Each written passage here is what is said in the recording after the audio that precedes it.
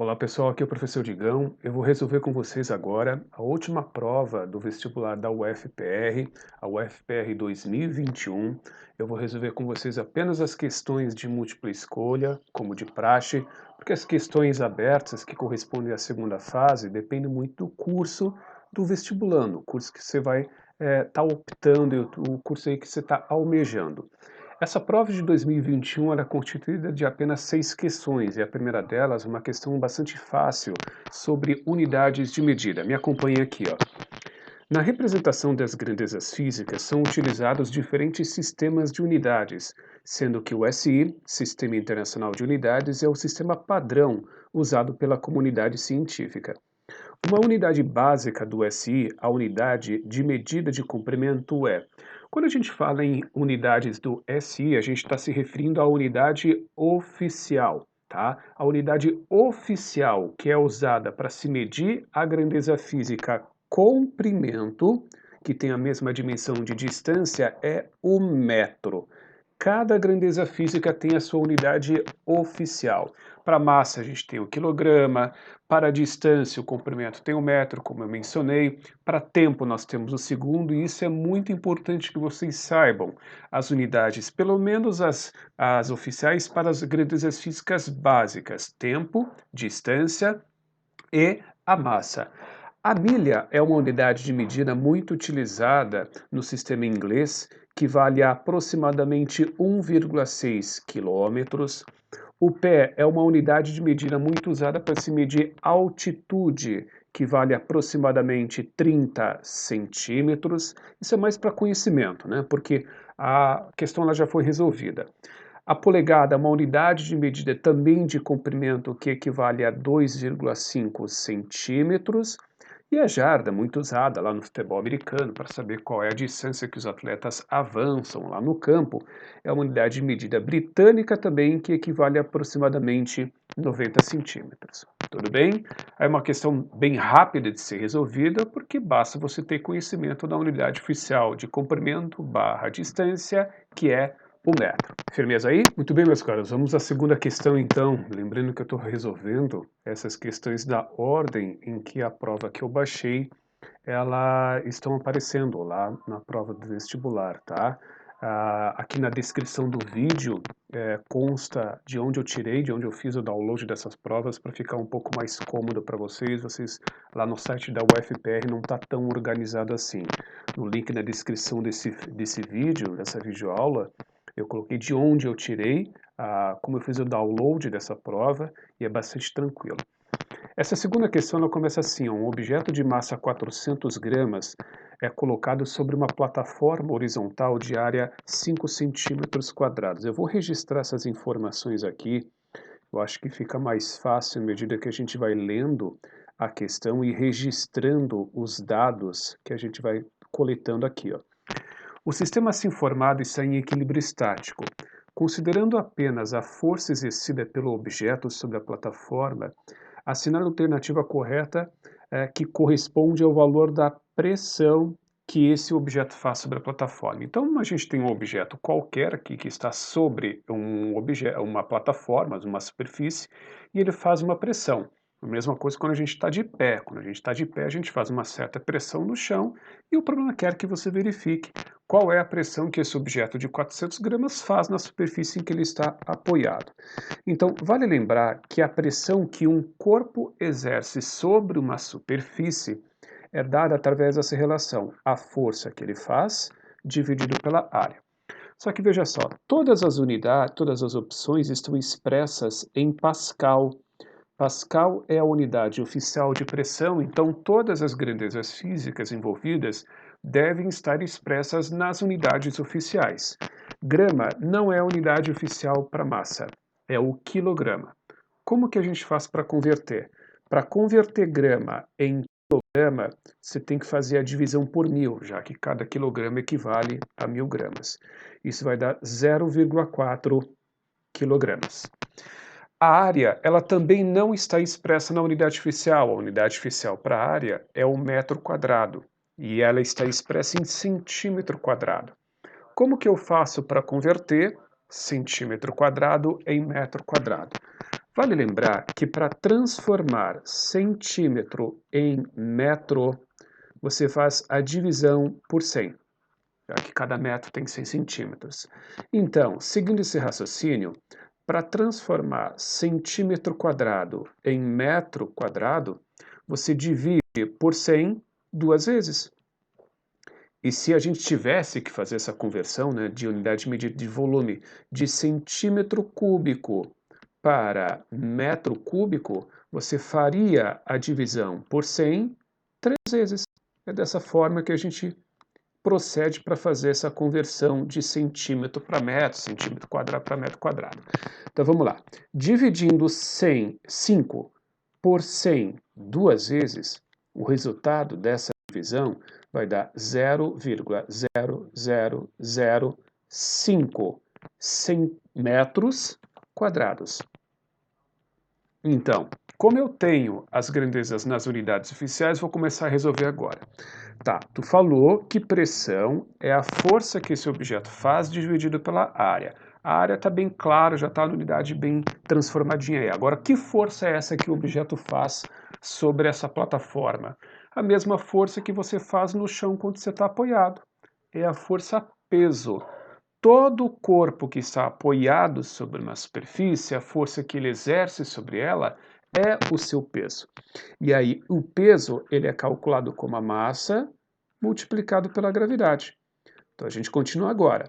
A massa é 0,4, a gravidade, aqui ficou ruim esse 4 aqui ele ficou meio feio, 0,4 vezes a gravidade que vale 10, dividido pela área, que é este número aqui, ó. 0,4 vezes 10 dá 4. Aí você divide. Aqui é interessante, eu tenho esse costume de escrever esse número quebradão aí, 0,0005, na forma de notação científica. Isso vai dar 5 vezes 10 na menos 4. Pega o número que é diferente de 0, que é o 5, multiplica pela base da potência, que é 10, e como tem 4 casas após a vírgula, você coloca menos 4 no expoente. Agora a gente vai fazer a divisão. 4 dividido por 5 dá 0,8. Esse 10 da menos 4 que está no denominador da fração, quando ele sobe, ele troca o sinal do expoente. O que era menos 4 se transforma como 4. Se eu deslocar a vírgula uma casa para a direita, o que vai resultar em 8, quando a vírgula corre para a direita, o expoente diminui em uma unidade. 4, que era o expoente antigo, menos uma unidade, que corresponde àquilo que a vírgula andou, vai dar 3. 8 vezes 10 na terceira é o valor da pressão. Aí você olha e não tem 10 na terceira. Mas não tem problema nenhum, porque você está vendo aqui esse quilo, esse K representa quilo. Quilo é um múltiplo da unidade que equivale a 1000. E 1000 pode ser escrito na forma de notação científica como 10 na terceira. Ou seja, cada quilopascal é o correspondente a 10 na terceira pascal. Como a gente tem 8 vezes 10 na terceira, a pressão é de 8 quilopascal, e isso corresponde aqui à letra D. Fechou? Isso é uma questão que está dentro da parte da física chamada de hidrostática, quando a gente comenta sobre pressão, pressão hidrostática, empuxo e tudo mais. Mas enfim, está aí resolvida essa questão, vamos para a próxima agora. Bora para a terceira questão. Um objeto de massa m está em repouso a uma altura h acima da superfície da Terra. Sujeito à força gravitacional num dado momento, ele cai verticalmente em direção à Terra, desprezando qualquer força dissipativa, ou seja, força de atrito com o ar, e considerando que a aceleração gravitacional se mantém constante durante todo o movimento, assinale a alternativa que apresenta corretamente o valor do módulo da velocidade v desse objeto quando ele está a uma altura h sobre 2.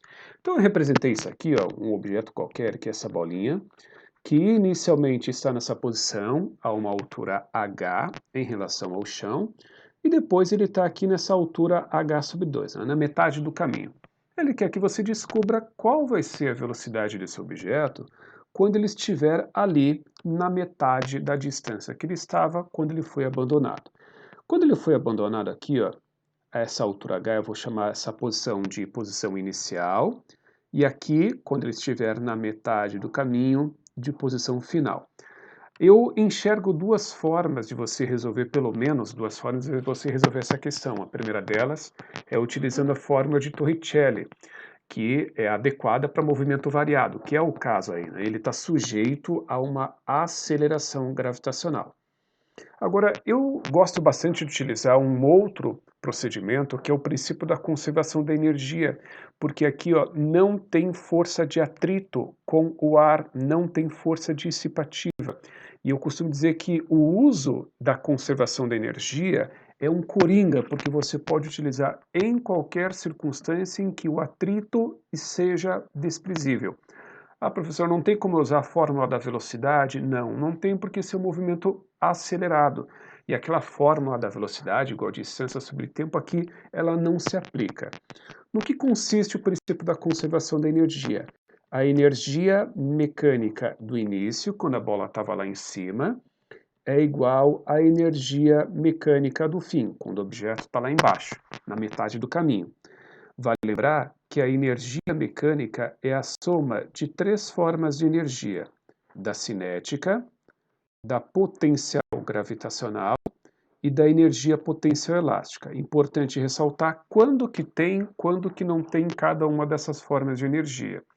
A energia cinética tem quando o objeto tiver velocidade. A energia gravitacional tem quando ele estiver a uma certa altura em relação a um referencial. E a energia potencial elástica existe quando há uma mola deformada, um elástico, alguma coisa nesse sentido. Não é o caso nessa questão aqui. Então, a energia cinética, ela tem uma fórmula para ter o seu valor calculado, que é mv² sobre 2.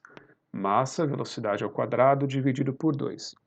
A energia gravitacional, ela é calculada assim, ó, massa, gravidade, vezes altura. Agora é uma mera questão da gente identificar que tipo de energia tem lá no início e no fim. No início, quando o objeto foi abandonado, tá, ele está em repouso, não tem energia cinética, mas ele tem energia potencial gravitacional, né, porque ele está a uma certa altura em relação ao chão. Quando ele chegar lá no fim, né, ali no caso, na metade do caminho, ele vai ter velocidade, porque ele foi embalado pela gravidade, então vai rolar aqui uma energia cinética, e ele ainda estará a uma certa altura em relação ao chão, metade da distância. Então vai ter também uma energia potencial gravitacional. Identificadas as energias que tem no início e que tem no fim, agora a gente vai substituir as energias pelas suas formas. Energia potencial gravitacional é massa, gravidade, vezes a altura inicial, igual a energia cinética, massa, velocidade ao quadrado, dividido por 2, e energia potencial gravitacional, que é massa, gravidade, vezes a altura final. Veja só, você está vendo aí que tem massa, o m de massa, nos três termos dessa equação? Então, eu posso simplificar estes m's que aqui aparecem, e aí eu já vou substituir, reescrever essa equação, substituindo as alturas. Então, a gente vai ter h de altura, g vezes hi, que é a altura inicial, que ele chamou simplesmente de hzão, né? Aqui, ó, hzão. Isso vai ser igual a v² dividido por 2, mais g vezes a altura final, que é metade do caminho, né? H sobre 2. Então, a ideia agora é a seguinte. Como eu quero calcular o v de velocidade, vou jogar todos os termos para o outro lado do sinal de igualdade, tá? G vezes hzão. Esse aqui, ó, gh sobre 2, que está positivo, eu vou passar para o outro lado da equação negativo. Isso vai ser igual a v² sobre 2. Agora eu vou fazer assim, ó, eu vou tirar o mínimo múltiplo comum desse termo que está à esquerda do sinal de igualdade. Aqui embaixo é 1, né? E aí o MMC de 1 e 2 é 2. 2 dividido por 1 dá 2, vezes GH, 2GH. menos 2 dividido por 2 dá 1, vezes GH, opa, esqueci de estender aqui, H. Isso vai ser igual a V² dividido por 2. Vamos continuar aqui embaixo. 2GH menos GH dá GH. Tudo isso dividido por 2. Isso é igual a V² sobre 2. Percebam que aparece 2 nos dois lados da expressão, você pode simplificar. O que vai resultar nisso aqui, ó, V² igual a G vezes H. Agora é só alegria, né? Você tira a raiz quadrada aí, ó, nos dois lados da expressão e chega aqui a velocidade, vai ser dado pela raiz quadrada de GH, o que dá a letra B para essa questão aqui. Eu percebo que os estudantes eles têm um certo problema com essas questões que só têm letras, né? Que é o que a gente chama de problemas literais, mas infelizmente a realidade é essa, nos vestibulares está cheio de questão desse tipo, é necessário a gente praticar, só através da prática que a gente consegue aperfeiçoar isso aí, beleza? Vamos para a próxima. Muito bem, vamos a essa próxima questão, uma questão sobre os conceitos básicos de ondulatória, e ela começa assim, ó. Uma onda é produzida numa corda de modo que a velocidade de propagação seja de 5 metros por segundo. Então, vamos colocar aqui, 5 metros por segundo. Sabe que a distância entre dois nós sucessivos é de 5 milímetros. Eu já vou dizer o que isso significa, tá?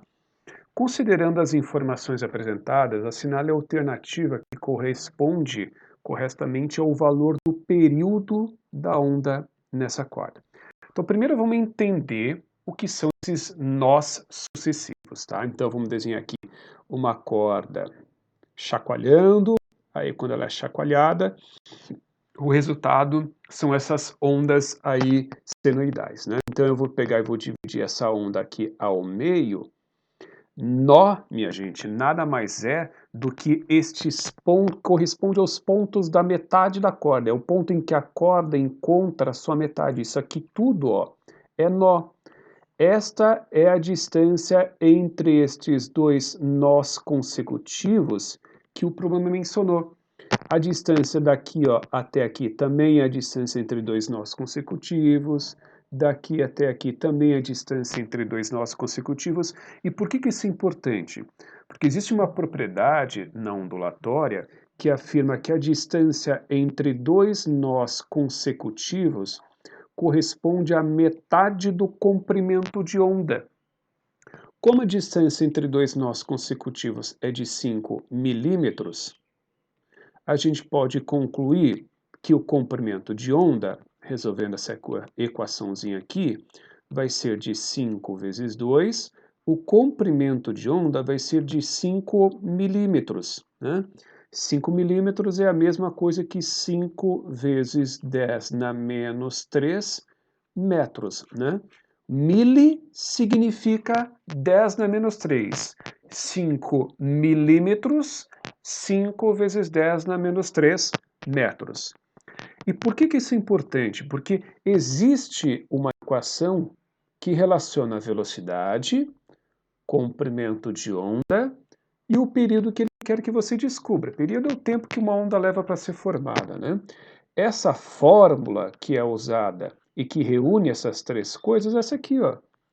A velocidade vale 5, o comprimento de onda vale 5.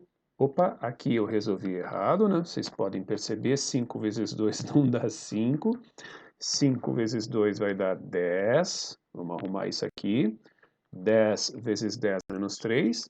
Então, vamos colocar aqui 10 vezes 10 na menos 3, dividido pelo valor do período.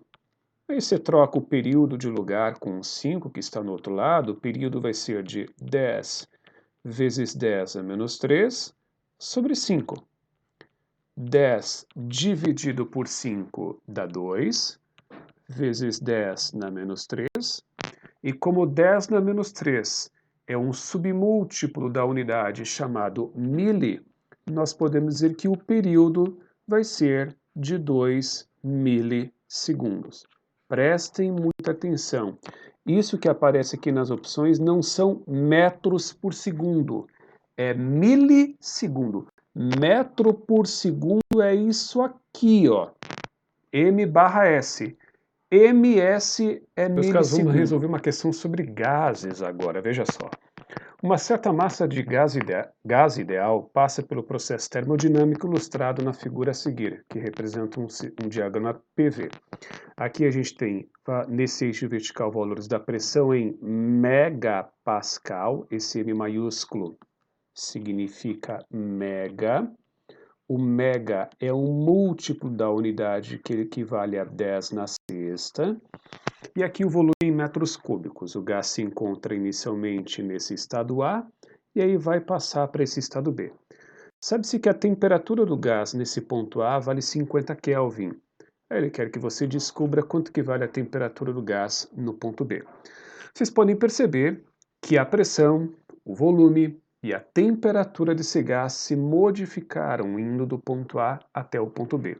Quando a gente está diante desse tipo de problema, quando pressão, volume e temperatura variam, a gente tem que utilizar a equação geral dos gases para resolver esse problema aqui. E essa equação geral dos gases, ela se apresenta dessa forma: P1V1T1, P2V2T2. Tudo que tem o índice 1 representa o valor inicial, tudo que tem o índice 2, o valor final. Então, P1V1T1 é a pressão inicial, volume inicial, temperatura inicial, no estado A. No estado A, a pressão inicial é de 20 megapascal, 20 vezes 10 na sexta, multiplicado pelo volume do gás no estado A, que é 50.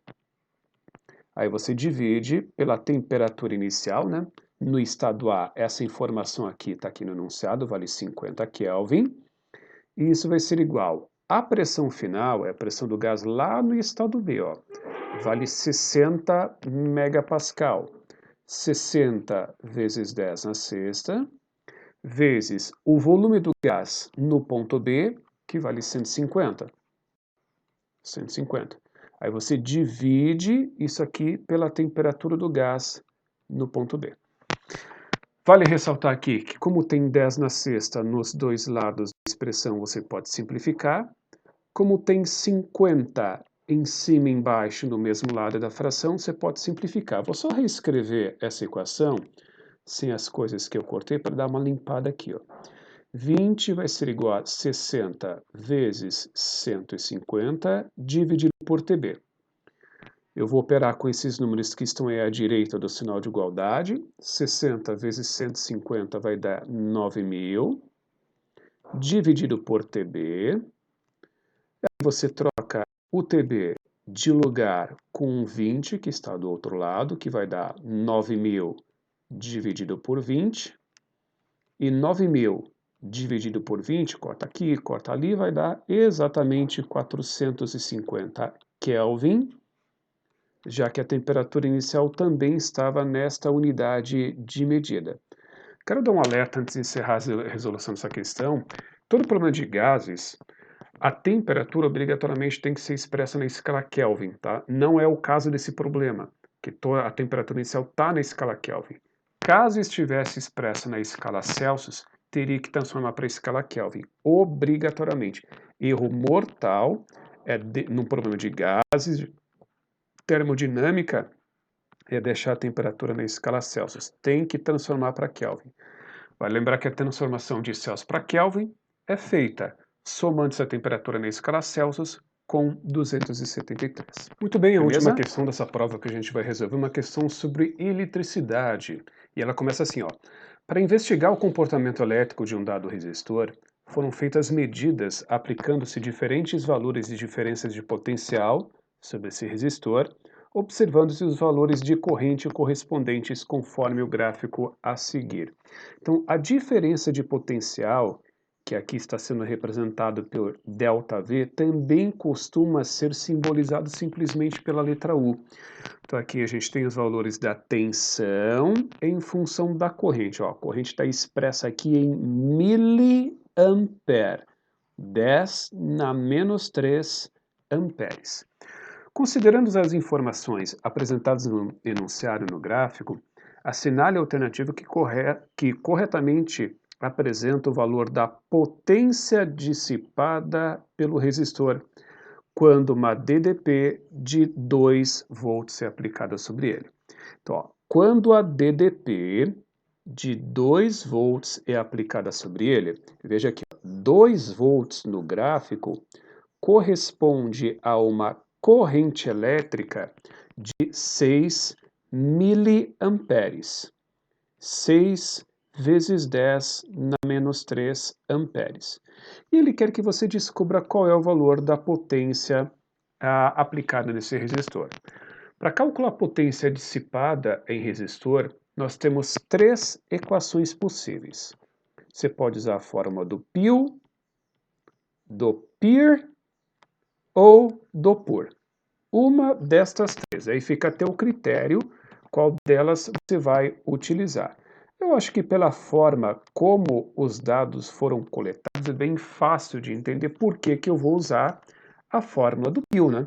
Porque eu já tenho a corrente, já tenho a DDP, que foi olhada ali no gráfico, e para calcular o valor da corrente é só multiplicar. A corrente é de 6 vezes 10 na menos 3, a DDP é de 2 volts, 6 vezes 2 geralmente dá 12, né? 12 vezes 10 na menos 3 watts. E 12 vezes 10 a menos 3 é a mesma coisa que 12 miliwatts. Isso nos dá aqui a letra D para essa questão. Firmeza, gente?